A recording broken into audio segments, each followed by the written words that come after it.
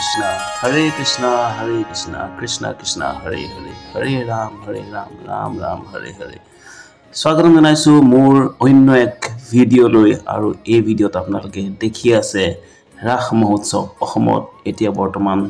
ৰাস মহোৎসৱৰ ৰাস শ্ৰীকৃষ্ণৰ ৰাসলীলা উদযাপন কৰি থকা হৈছে আৰু এই এক সুন্দৰ